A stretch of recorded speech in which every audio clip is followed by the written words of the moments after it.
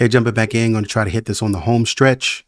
Thanks for kind of sticking with me. I love this, interview. I honestly do. I love it, man. She's asked a lot of great questions. I've learned a lot from this. How John answers questions, how John thinks about Fleet. Because I was wanting to know about that. Like, what's your update on Fleet White? How do you feel about him? What's your theory, on what you think happened up till now? Describe to me, like, what's your timeline of events, in terms of the police kind of interacting with one another in the DA's office? What are your thoughts? Like, how do you speak about the DA's office and how do you speak about the police? How do you speak about experts that you respect and how do you speak about experts that you don't respect? Talk to me about that. Like, I want to hear all of that so I can know how to pinpoint where you really are, and then have the opportunity as I'm asking you in another interview with updated information, right? Ashley was very prepared in this. I love it. And she's been consistent in being able to say, okay, this is where we're going to go. Even though John has been like, well, I want to talk about this, or redirecting. Let's talk about this. So, man, I got to give Ashley 5 stars, bro. 10 out of 10. Her long john pants, basically saying, like, we think that whoever would have pulled her pants down might have done it here. They get 2 profiles, 1 from each side. They're not nearly as big as the one that went into CODIS, but they say they're consistent with that one. Right. And I heard the same thing where they're saying, like, in no other case have I seen where you see this much DNA of someone else and we're not looking for someone else. Right. When they ended up testing the nylon rope. I don't know if they ever did. I don't know that. They tested the rope. Okay. But not the wooden handle itself. Mm. And the rope came back with an unknown sample. I didn't know that. But it didn't match the other ones. And I don't know what that means. Like, has anyone ever considered... Lou Smit, Lou told me, first of all, Lou said, I'll get this guy, John. I'll get him. And he has a track record of getting him. And sadly, he died of cancer. He believed there were more than one person involved. But he also said, look, there's things I know that only the killer knows. And I'm not going to tell you what those are. I'm not going to tell anybody, but... Did it die with him? It may have. I'm not sure. Lou had an extensive database of information that now some of his former homicide detective colleagues have formed a group to finish Lou's work. Lou said, this is a DNA case. It'll be solved by DNA. Have you ever asked to see all of his materials? I mean, at one time you were paying him. Well, it's huge. Pardon? I mean, one time you were paying Lou, right? Lou Smit? No. I tried to buy Lou an ice cream cone one day. He wouldn't let me do it. He was that honorable. Mm. No, I didn't pay him. So you never asked to see his stuff? I couldn't help it. I would want to. Well, it was voluminous. Yeah. And the group that took over, and they're doing it on their own, they've taken Lou's list and they're starting to go down the list and get DNA. Mm-hmm. And that costs money. Mm-hmm. And so they've raised money over time to pay for the DNA testing, but they're not any of their expenses or anything. It's all on their own. And I'm so grateful for that. Lou felt that he had a good enough sample early on that is the killer's DNA. You need 9 markers out of 15 to be submittable to the database, the federal database. You probably know a lot more about this than I do, but... I'm learning. They determined with these 15 particular markers, it's like 100% match. 15 out of billions. And we had 9 of 15. And 9 was the threshold at which they would admit it to the COVID database is good enough. I wonder if it's still in there, because I know back in the 90s, the database was less. It was lower at 9. And then over the years, I believe they've raised it to be like 13. Is that right? And I've seen other cases where because it no longer meets the new standard, it drops out and people didn't even realize that it's not That's very possible. Anymore. I don't know. Be interesting. Something I'll need to look into. Yeah. I don't know. I didn't know that they raised the threshold, but... Do did they ever test the JonBenet's bathroom? Someone had gone to the bathroom and not flushed. Did they ever test that? Do you know? I don't know. Seems like a perfect sample for DNA, and I don't know if they tested and it was hers or... Well, the forensics people only spent 2 hours in our house after JonBenet was found looking for evidence. The DA said, get your, what back in there. 2 hours is not enough. So they went back. I don't know how long they spent when they went back. They did find, they recovered some evidence, and a palm print that didn't match anybody on the door going into that room where JonBenet was found. Didn't match anyone? I thought they saw Patsy's and JonBenét's, but Patsy was, I know, wrapping presents in that room and stuff like that. Well, we'd go in and out of that room. It was a storage room. We Yeah. called it the wine cellar, but there wasn't Was no wine. no wine. It was just an old coal cellar. I don't think I realized that was an. Why did Ashley have to correct you? Why didn't you know that? You should have known that. Like, you're talking about DNA so much. Why didn't you know that? Why didn't you know that they found evidence on the door? I knew that. Why didn't you know that? Number one. Number two, I want to hear about the tea in the pineapple glass. Patsy's finger and Burke's fingerprints were on that. I want to know about that. Unidentified print. As far as I know, that's still unidentified, as there was in the same case 9 months later. Unidentified palm print. Did they check them? No. You're talking about in the other case in the same neighborhood? Very similar to JonBenet. I think in the reporting they call her Amy. Yeah, they blew that off as similar. Mm-hmm. Because as the police chief said, there's so many quotes I could give you that they said were just nuts. First of all, well, we didn't treat JonBenet's abduction as a crime scene. We thought it was a kidnapping. That's a crime. It's a crime. I'm sorry. Yeah. On the little girl, the police chief came out and said, well, they're not the same because the second little girl wasn't killed. Because her mom walked in. And mom interrupted Yeah. it. It's just nuts we're dealing with. And that's a real fundamental problem with our system. That little Boulder, Colorado Police Department is an island of authority.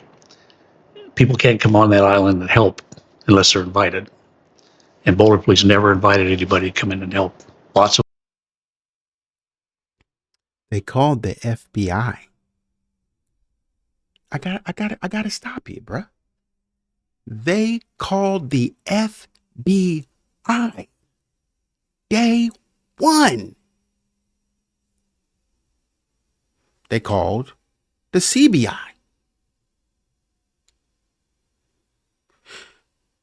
And that wasn't the first time they did it. They did that day one when they were trying to figure out, is this a legitimate kidnapping?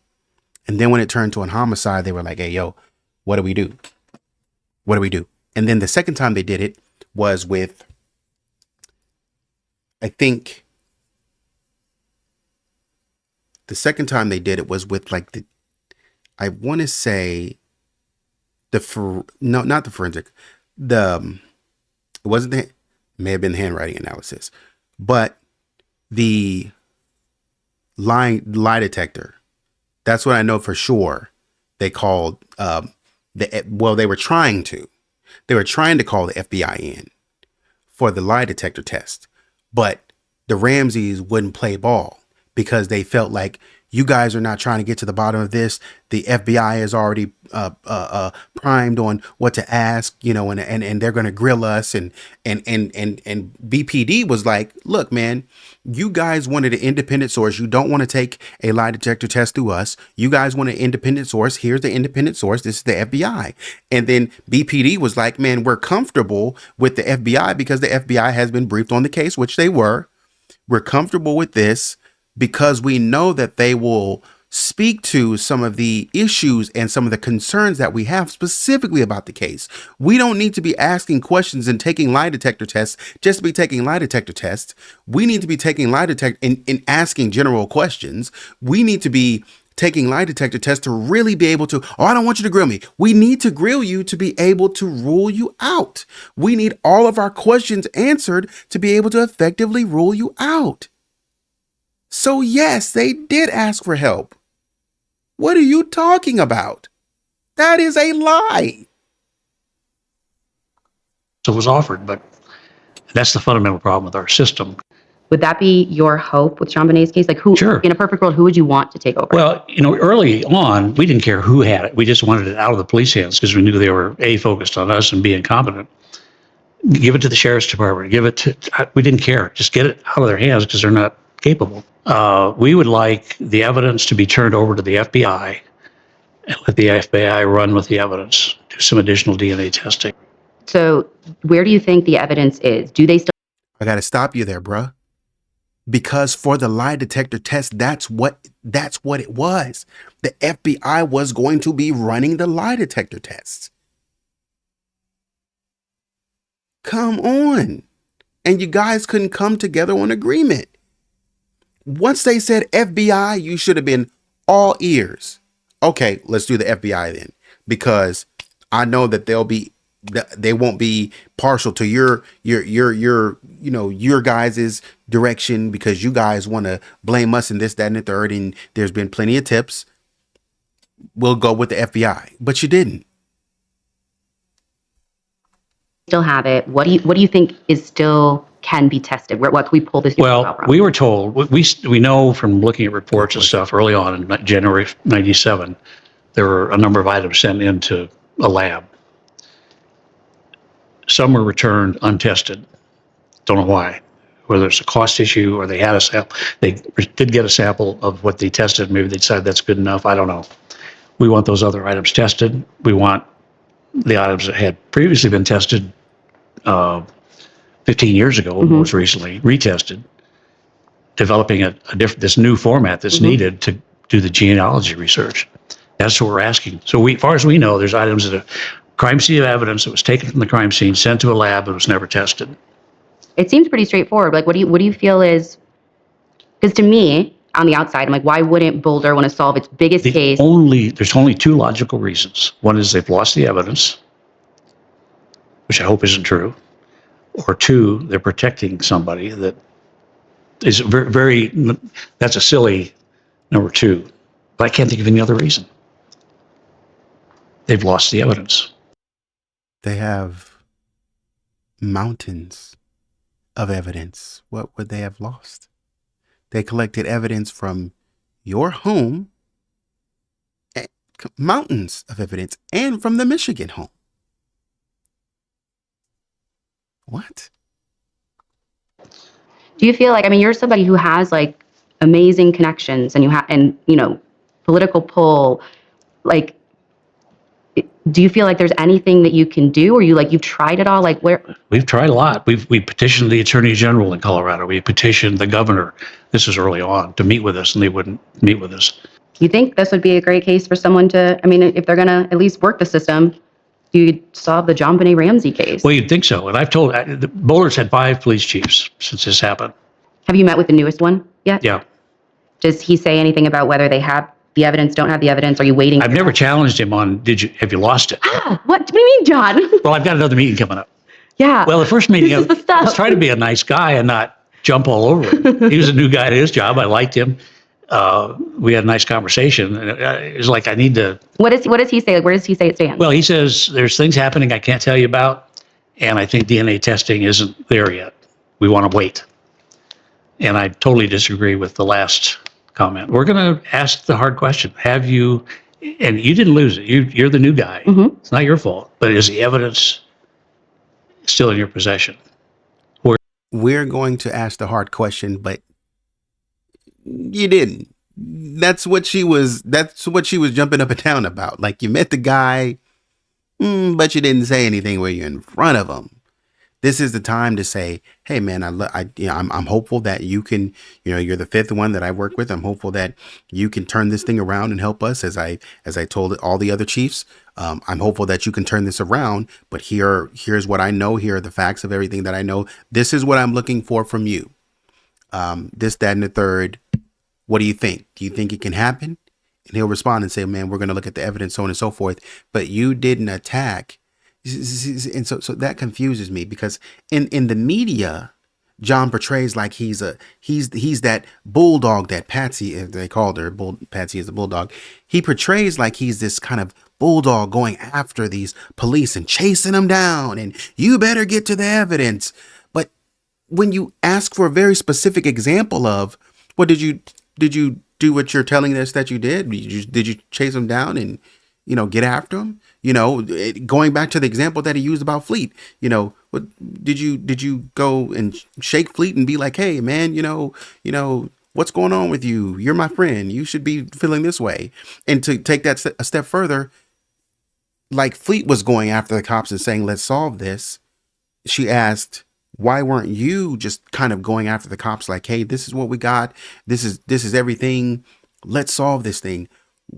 You give all this energy about how you were really just going to give the cops the business, But when they ask you, for example, like what? You say, well, he was a nice guy. I haven't talked to him about it yet, but next time I talk to him, I will. Okay, that's weird. You should have talked to him about that. I mean, you guys probably had a lengthy conversation. You should have talked to him about that then. It's weird. Where is it? And if it's not there, what does that make you think? Well, it confirms my opinion that the Boulder Police was a pretty dysfunctional organization for years. Does Frankly, that mean it's just over for you guys? Like, well, it's a huge thing, yeah, to have law, if that's the case, because we have the technology, in my opinion, privately, to do testing that I really believe has a good chance of leading to the answer. do you think it's someone, whether you recognize them or not, someone that would have had some kind of interaction with your daughter before? Well, I think the person had been in our house before, no question. We have this car guy, Mark Carr. We've had two people that said, well, I saw that guy No. around you. Mm-hmm. I know it's him. No. Our house, we had a lady that would come into our little house up in Michigan and clean it once in a while before we got there. And she called after he became public and said, that guy was in your garage this past summer. How do you make sense of that if the DNA? Well, don't know. I don't know. Does that make you go back and question the DNA? Well, I asked Lou that question. I said, do you believe that this is the killer's DNA for sure? He said, yes, I believe that. Okay. So, okay. Based on that, well, the other thing she said was, See, this is the stuff that I say when they be talking out of their mouth, out of the right side of their mouth, both sides of their mouth. In the cold case, for those of you who watched it, if you remember when John Andrew Ramsey, it was really weird. John Andrew Ramsey, because it doesn't make sense. John Andrew Ramsey was like, oh, this DNA, the DNA probably wasn't even, I'm paraphrasing. DNA probably wasn't even good. This DNA, and I've been told it's faulty. We need to go back and everybody's on the table. We need to go back and test everyone. Everybody's on the table. Well, John Andrew, if that is the case, as many of us believe, thank you and welcome to the party. If that is the case, John Andrew, wouldn't that put your parents back on the table? Not only would that put your parents, your dad and your stepmom on the table, wouldn't that also put Burke back on the table? Wouldn't that put you back on the table and your sister and your mom? I feel like that would put, when we say everyone, we can't just restrict to the people that you want to look at. John Mark Carr and Gary Oliver and Mike Helgoth. We got to look at everybody. Because if the DNA ain't DNAing, we got to figure out how to make it DNA and then go back and look. And John is kind of parroting the same thing. Well, if you were exonerated by this DNA and Gary and you believed it, and then Gary and John Mark Carr and all these other people were exonerated by the DNA, then why are we purporting the same theory? If you were cleared and you don't want anybody talking about, y'all are suing people left and right and settling out of court for people calling you out when you're saying that there's evidence that proves to the contrary. But then y'all continue to purport, oh, there's this John Mark Carr guy. He was cleared by the DNA. There's this Gary guy, also cleared by the DNA. We can't talk about him anymore, according to your theory, because they were cleared by the DNA. But y'all get to talking about when it becomes convenient. Oh, well, I'm saying, is their DNA real? Or is it really correct? when I was in your home that day, somebody had been staying in JonBenet's room. There was a suitcase open, and obviously somebody was staying in the room. I thought you'd given someone permission to stay in your home. Didn't think anything of it. When this guy came out, she said, I saw him in the garage, and then she told us about somebody staying in her home. I said, no, we didn't give anybody permission to stay in our home. And why would they pick JonBenet's room? If you're gonna squat in a house, you wouldn't have picked that room. It's second floor, way in the back. You couldn't get out of there easily if you were caught. We know. I think new testing is going to be important. I don't know if you have thoughts or feelings on, have you seen all the stuff that's been happening with like the call? We know that. That's what I'm saying. That's why it's really weird for him to have hidden there where there's high traffic. Where would he have hidden? Colorado State lab.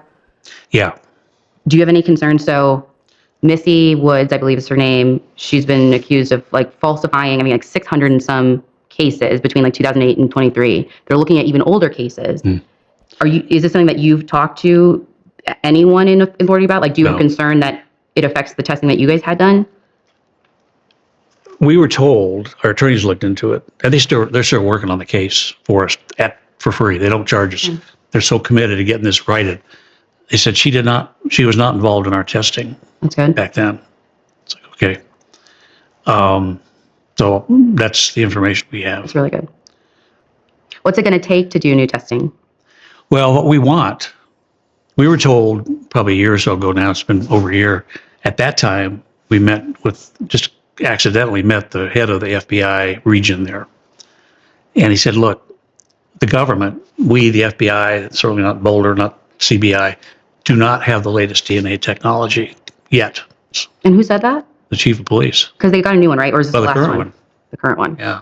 Get the evidence into their hands. And let's see what they come up with. They have also the ability to do the genealogy research, create this family tree. Yep. Even to give you, because they got a new one, right? Or is this the last current one? The current one. Head of the FBI region there. And he said, look, the government, we, the FBI, certainly not Boulder, not CBI, do not have the latest DNA technology yet. And who said that? The chief of police. Because they got a new one, right? Or is this the last current one? The current one. Yeah. Get the evidence into their hands. And let's see what they come up with. They have also the ability to do the I'm genealogy. not gonna lie, it sounds like he made that up. Sounds like he made that up right now, or he's paraphrasing heavy. Like, they don't have the technology. Okay. Wouldn't you send it to a lab who does? I mean, that's easy money. Wouldn't you send it to the lab that does have that technology? I mean, that's so simple. We came all this way. We're raising money. It would seem like, that Lou Smit is on your side and his new detectives, the people that are continuing his perspective in this case, on your side. So, I mean, you would just forward it to them, and they would, just be like, hey, this is the inquiry that we got. Colorado says they don't have the technology. You guys are raising money. Here's a direction that you could go for the DNA testing. Just send it to another lab outside of Colorado, because Colorado doesn't have the best. In fact, you know what? You guys are smart enough, as you've done before, to go to the top, expert on lie detecting tests, to go to the top, the best of the best, as you said before. You got to get the best of the best lawyer, and you went and got the best of the best lie detector analyst to try to prove that you were innocent. So it follows then that you would go to the best of the best crime lab, right? You would go to the best of the best crime lab to get this stuff tested. So this conversation about what Boulder cops did is meaningless. Genealogy research, create this family tree. Yep. Even to give you, the phenotyping that they can do to answer the question of, okay, we know it's a male profile, but is it a white man? Right. Is it not? I don't know what else to do. But if they don't do that, then that's unacceptable. That's ridiculous. It's there, can be done. I've offered to pay for it. I don't know what the issue is. I really don't know why they won't do all that can be done. I'll have to ask some questions of them. Yeah, we're going to get a little more hard-nosed in our next meeting. First question be, do you have the evidence? Be honest. Have you lost it? Where is it? Who has it? Sounds like a good next step. Yeah. Right now, in my mind, that's the key question. Why? Where? It's a terrible next step. That's nothing. Where is it? If you're not going to test it, why? It's baffling. Absolutely baffling to me. And, maybe it's down to police departments don't like to admit they've been wrong or they screwed up. And I can't believe that with the new police chief. He didn't cause that problem. He didn't mess it up. Do Do you think they're afraid of opening themselves up to litigation? Possibly. Very possibly. Do you think you would sue them, or I don't are know. you? I explored that early on because we were again told they knew it was one of the parents, had to be one of the parents, always the parents. And that's a flawed conclusion. But There's no one theory that makes everything make sense. no, not really. I don't know. Lou said this is a DNA case. It'll be solved by DNA, period.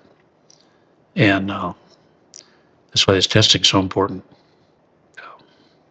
I don't know. You know, I used to, Patsy, when we'd travel, always packed a blue dress, dark blue dress that she was going to wear at the press conference when JonBenet's killer was found. We were hopeful, confident that that would happen. And she eventually quit packing the blue dress.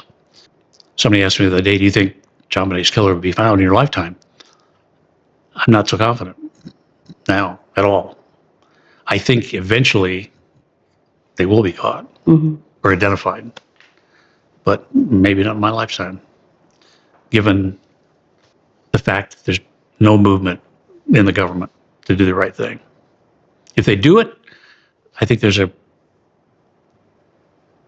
pretty good possibility that we could find the killer. Early, now the killer may be dead, maybe, who knows, but this forensic genealogy research is amazing. And eventually that won't be available because the privacy advocates will fuss. They're already fussing, but so far so good, But so you can't wait on that forever because eventually you won't have the police will not have access to that. I mean, my DNA is in the public database. I just paid my $25 to see who my relatives were. So it's my. But did you submit it to GEDmatch? That's a different thing. No, I don't know what's that. So this is my advocacy. I always tell people. Yeah. So like certain like Ancestry and 23andMe, they're no longer available to law enforcement. So people I didn't know that. I know. Most people don't. And so you actually have to download your results and submit it to GEDmatch. GEDmatch is the one that law enforcement can access.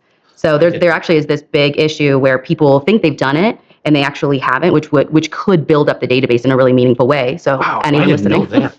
I thought those were still available. Yeah. That's a big problem. Yeah. What's it called? GEDmatch, GED, GEDmatch. Okay. Do you feel like you'll always have the indictment? We missed an important point. What about Burke? Did Burke pay and submit? Did John Andrew pay and submit? Did anybody else pay and submit? Why are we omitting information? Like, it seems like there is a fractured family here, because it's like, the left hand doesn't know what the right hand is doing. Burke goes on Dr. Phil and answers questions in a way that John Ramsey didn't expect. But now it's like, okay, you go and say that, JonBenet wouldn't want people to blame, her parents for this. What about Burke? What about Burke? Bring Burke into the fold when you're talking to us. It's like, man, our family has been exonerated, or whatever you talk about. Bring Burke in. I'm trying to see if there is a consistent relationship that lasts throughout this time. I know you and Patsy stuck together and stuck it out, but what about you and Burke? I know you guys protected Burke, but what about your lasting and enduring relationship? You guys have not talked much about that in any meaningful and intimate way. Kind of hanging over you until there's someone else who's indicted? Sure. Yeah. I mean, it's always going to be, it's an unknown. Is there any, like, does that mean anything now? Like, could somebody say, oh, we have this indictment from 30 years ago, we can still go charge John, or would they have to get a new grand jury indictment? Like, is it, I don't know how scary of a looming thing that is. Yeah, I don't know. The grand jury, as I'm told, you can convict a ham sandwich in a grand jury. It's a one-sided argument. Right. It's easy to get an indictment. It is. It's just the prosecution's case. But you guys weren't asked to even speak at that, were you? I offered to do that. Yeah. And they didn't ask me or subpoena me. My children were interviewed by the grand jury. Burke was interviewed. Melinda, my daughter, who was pregnant at the time, was brought into Colorado to be interviewed by the grand jury. So their attorneys were present with them. It's strange. It's so strange they would interview everyone but you. I know. And I offered, I said, let me know. And I think they were afraid that. I think people think it's calculated. Like, I think that's the thing that nobody's. Because this is what I'm saying. Who you're talking about is Michael Caine. Michael Caine was over that. And Lou Smit was saying the same thing. Obviously, for those of you who have watched the Cold Case documentary, Lou Smit was saying the same thing.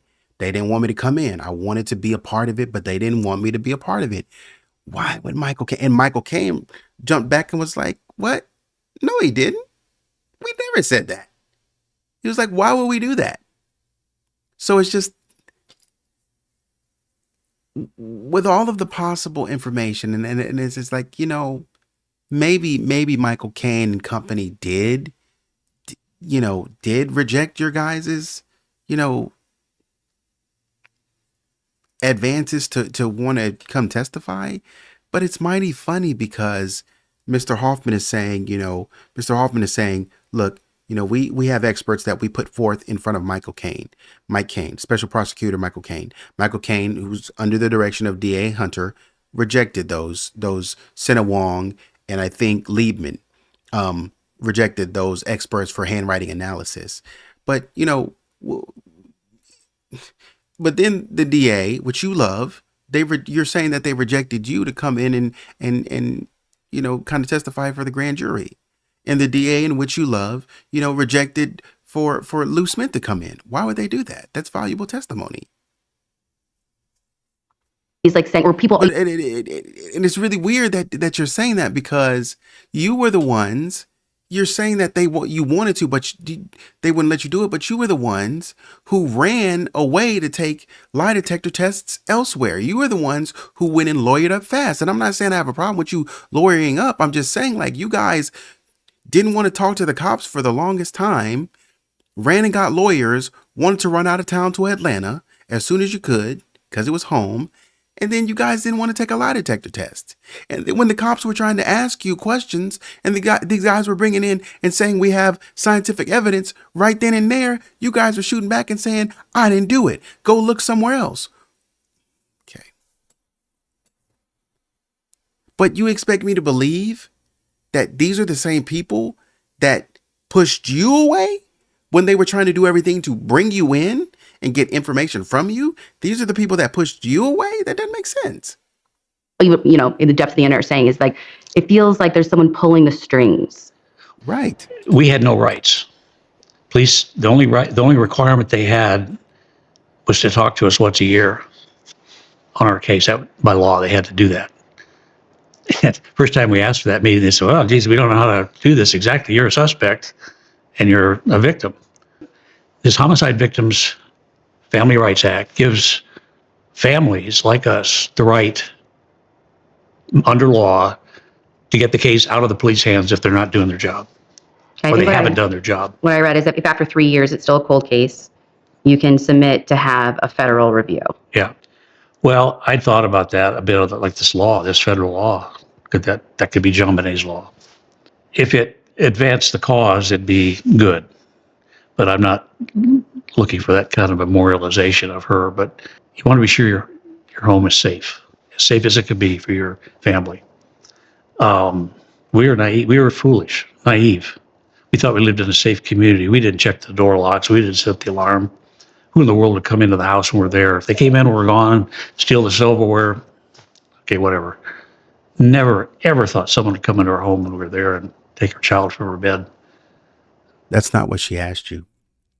And that's not what she's talking about. That's not what we were talking about. She just said, hey, which John has said on several occasions. I don't even have to go pull that up. John has said on several occasions, we're trying to get this case out of these people's hands and to get it to other people's hands. Well, nice to know that there's actually a law for that. That, hey, if these people are not doing right by you, you could submit for that and get somebody else to look at the case. This was your chance to say, yeah, to that point, we've actually done that. we've submitted to so and so and so and so, and we're still waiting for a response, or we've submitted and the response that we got back was this because, you know, they believe that the case is still in good hands, and they believe that it would take another whatever, and they have the same resources, and Colorado has all of the resources that they need to solve this case, and, you know, please apply for, or please, you know, resubmit an application in another 3 years or something like that. That should have been the response. But instead, he trails off into, well, we never expected for, you know, our home to be unsafe and to be unlocked, and for the alarm system to be off, and the perfect storm to happen to where somebody sneaks in our home. Like, you know, the other person that happened to the other person, you know, 9 months later. We never expected all of these things. No, I get that. But what I'm saying is right now, you have the ability, as you've been talking about, to move the case away. Have you done that under the federal regulations that you've been purporting for so long, with what is available, the tools? I would think, because you're talking to me about all these tools, about genealogy and all of these new tools. Have you used the tool to get the case out of the BPD's hands so you can move it somewhere else? Yes or no? And then what's that process been like? But it happens. And your home's got to be a sanctuary, a safe sanctuary, safe as you can make it. Are you doing anything to get this Victims Families Rights Act pushed through to Colorado? Well, I just found out about it. Okay. And I've got to do that. If that's the one thing, if anything could, I've always said, what can we do to change the system? The system's screwed up big time. Yeah. I don't know how to fix it. These 18,000 little. He's not talking about anything. He's not talking about anything. He's repeating the same thing, and he's just regurgitating the same thing. He's continuing to regurgitate blame over and over again. He's not talking about anything substantive at all. This is not it. This right here. This is what I'm saying. When you get somebody in a corner and you say, and there are supposed to be real answers to certain things, this is what happens. This is what happens, and they don't have the answer. It just starts going in a circle. So it's like, let me give you an example. You might ask somebody, hey, maybe somebody was supposed to go get you a Valentine's Day gift, and you asked them, hey, where were you? You know what I'm saying? It's 10 o'clock at night. You know, you said we had dinner plans at this restaurant for 7 p.m. Where have you been? Oh, you know, I was just kind of getting your present. Yeah, but you didn't call me. Where were you? Oh man, I planned to do it, but I stayed at work a little bit later than I thought. Yeah, but why didn't you call me? Yeah, but you know, my boss, he kept, you know, getting on my case. And well, what time did your boss leave? Oh, you know, my boss left at, cause you were supposed to get off at 5 p.m. right? Well, yeah, well, my boss left at 6:30. Well, yeah, you had 30 minutes to call me and tell me that dinner plans would be moved back. Why didn't you call me? Well, yeah, you know, see, the thing about it is bosses get on my nerves, man. I cannot stand bosses because bosses always get in the way. That's what this sounds like. Yeah, but why didn't you call me and let me know? I'd have understood if the dinner plans moved back, but why didn't you call me and tell me something came up? I don't understand why John does this. Respond appropriately and say, man, look, I got to do that. I'm learning new things from you here right now that I didn't know. And I'm happy that I've sat down with you here today because I'm learning these things. But you know what? I am thoroughly confused because you are telling me that you are working with lawyers who are still familiar with the case and who are just pushing this case forward because they want to see it happened. But it doesn't add up when these lawyers act incompetent. Wouldn't Lynn Wood, which I think Lynn Wood turned in his legal license, I think in 2022, but wouldn't Lynn Wood be able to instruct you on this? Because Lynn Wood was there in the case in which he was beside Burke, and because I think Lynn Wood was also he was the attorney for Dr. Phil and the Ramseys. Because Dr. Phil had, as I understand it, had gone through some sort of allegations himself. And so I think he used Lynn Wood to kind of help him navigate through that, you know, as an attorney, he retained him as attorney and stuff like that. But wouldn't Lynn Wood be like, hey, there's this thing that happens every 3 years at the federal level that you can, if you want to petition, you can do this. Why wouldn't Lynn Wood recommend that? First of all, second of all the people that you tell me you talk to that send in good tidings to you, wouldn't they tell you that? Second of all, third of all, wouldn't the lawyers that you're working with today, because maybe I don't believe it's Lynn Wood, maybe it's not, wouldn't the lawyers that you're working with today tell you that?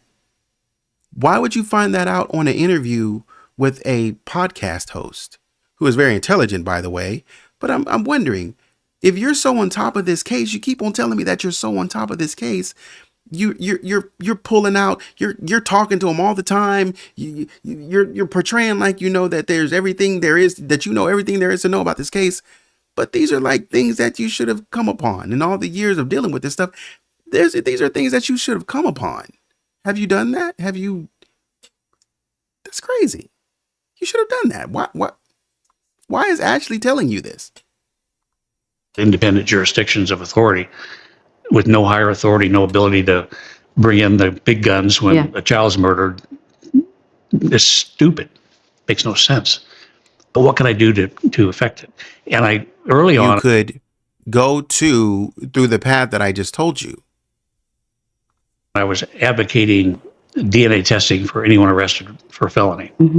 It's always come back to how do you make these little islands of authority like Boulder able or willing to accept the power of our country to solve cases like ours, the murder of a child. And so I got to thinking, well, let's make the murder of a child a federal offense, just like a bank robbery. That seemed very logical. Did you make any headway with it? Well, I met with the Department of Justice, and they said, well, that's going to be a tough sell because the federal government doesn't have that Lexus, I think he called it, to have even that authority to try to do that, to overstep state law. And he said, that's going to be a tough So now this is your new mission?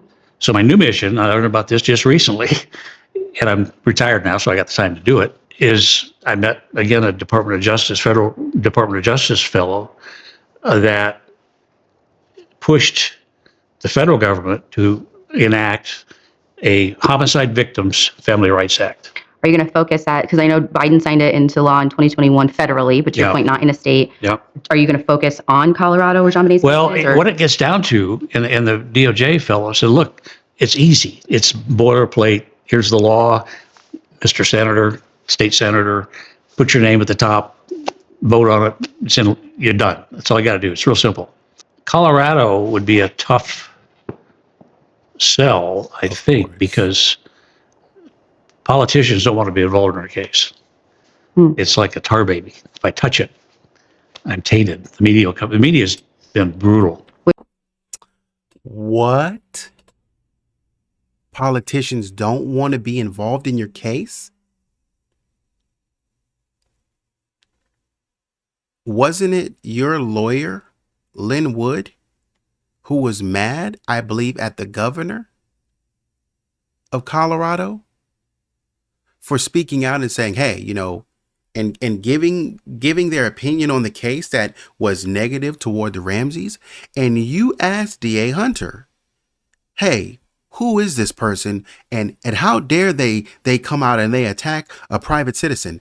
That sounds, and how can they make those statements? And then you guys started using specific language. You and DA Hunter started using specific language about politicians and the kind of politician I am, the kind of politician he is. He was misinformed and uneducated about this and that, and I would have expected his team to brief him better, not to come out against private citizens like that. That's the conversation that you guys had in an official under oath deposition. And now you're telling me that because that proves that a politician is interested in getting this thing solved, right? But now you're telling me that politicians are not interested in getting this solved. What? Would you advocate for it in another state? Sure. Yeah. And I literally just found out about this recently, and I've got to do it. But I think that's a purpose I could advocate and get behind, and maybe make it maybe make a difference. But it's going to take, I don't know any politicians in Colorado, They probably know me, but I don't know them. And maybe that's a good place to start. What do you think JonBenet's legacy is? She was kind of the spark plug of her family. I mean, and you know, my minister told me early on, he said, look, memories for a while are going to bring pain, but eventually they'll bring joy. And to a large extent, I found that you've been able to get past the pain period and memories make you smile. And I still get tugged, my heart gets tugged when I see a little girl hanging under her dad's hands walking down the street. That hurts. But I remember the neat things about JonBenet, the fun things. I believe that she's in heaven. I don't understand heaven. My brain isn't capable of comprehending what that is. But I did get one reassurance that life wasn't over for her in that respect. She had won this little medal in one of her little contests, beauty contests. And I used to tell her, look, it doesn't matter if you're the prettiest or whatever, your little talent is what you should concentrate on. And she was a singer and always with vigor, but sometimes off key. It wasn't, but she was, boom. And she had her last little event was a couple weeks before she died, and I was late to get there. But I always tried to go to watch her little talent thing.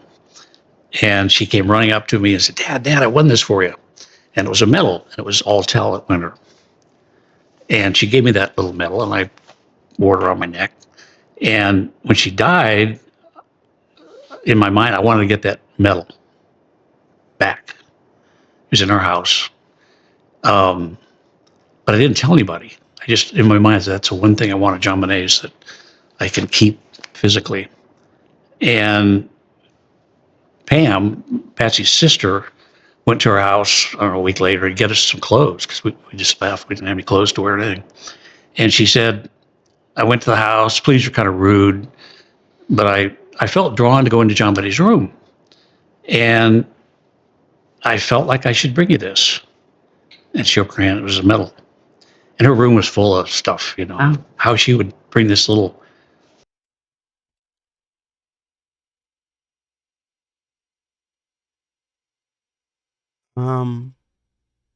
That room was sectioned off as a crime scene. Was it not? I think it was. I think that room was sectioned off as a crime scene. Correct me if I'm wrong. I think that room was sectioned off as a crime scene. I don't know how long they had it as a crime scene, but per the reports, I feel like day one, what Whitson was saying is that was sectioned off. He went in there, looked around, was like, yep, this is a crime scene. Close this door. I'm out of here.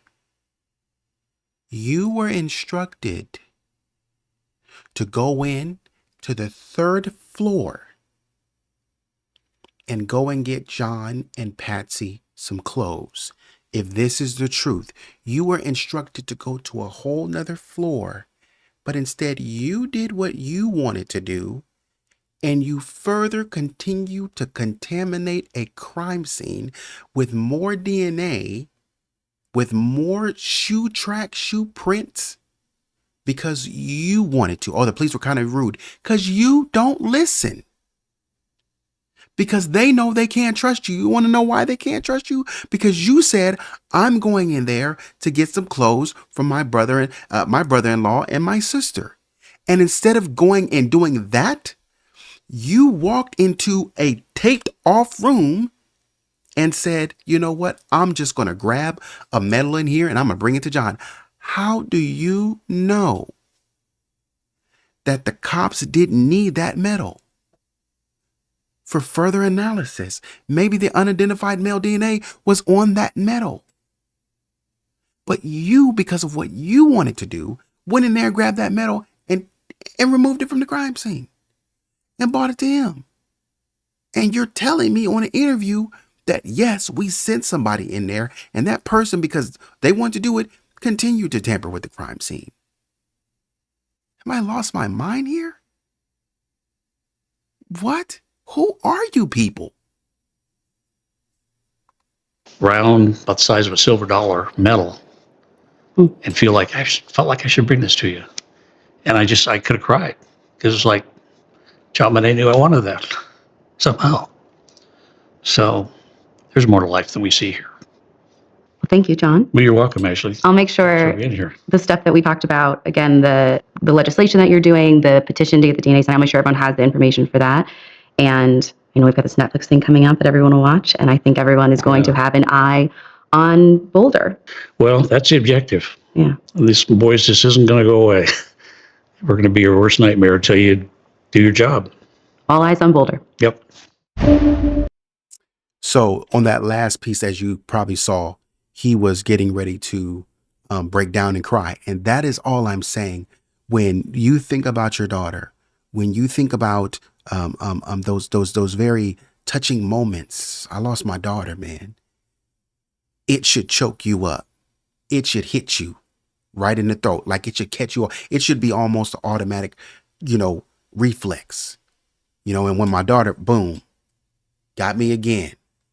And I don't even have to hide it, because you should be choked up. When we start talking about Patsy, oh man, my ex-wife, boom, got me again. Choked up again. Yeah, it's mom. Because it even years later, as I think back on Patsy passing away, because that's what she died in 06. 16 would have been 10 years. And in 26, we're almost next year will be 20 years. Patsy's been gone. Even almost 20 years past, remarried, still getting choked up. Still getting hit. Just like it happened yesterday. Where was that consistency in behavior? That's what I'm saying. There's a lot of inconsistencies. And I think this interview kind of got derailed at some point. And that's my point. But anyways, I can't say enough. I love this interview, man. I loved what Ashley did. She did a phenomenal job being prepared, and in this entire process, there are two people that I love the most, and you guys probably know, or one person that I've loved the most, and you guys probably know it's going to be Mr. Hoffman, because of his preparation and his ability to kind of navigate and kind of do his thing. But I got to add Ashley to that list, man. I have to, because she did it in a different way, very, very unassuming, very innocent. Like she never came forward, she just stayed kind of relaxed. I'm controlling it. You got to do that. And sometimes you mirror body language, depending on what you're trying to do. But sometimes you dictate the pace by the body language that you give. That's what you learn. And so if you're sitting back and you're dictating body language, look, hey, I'm staying here, because even though John was getting riled up, hey, I didn't attack you. I'm still in the pocket. I don't got to do anything. Just, I'm gonna let it come to me. Right. And so she did that. She was consistent this probably went on for more than, this was an hour and 30 minutes. But this probably went on for longer than that with the cuts and everything, but very consistent. And I got to add her to that list, man. That was solid. So let me know what you think in the comments, like, share, subscribe. Let me know your thoughts again. And as always, appreciate you for the support. This has been awesome thus far. And until next video, take it easy.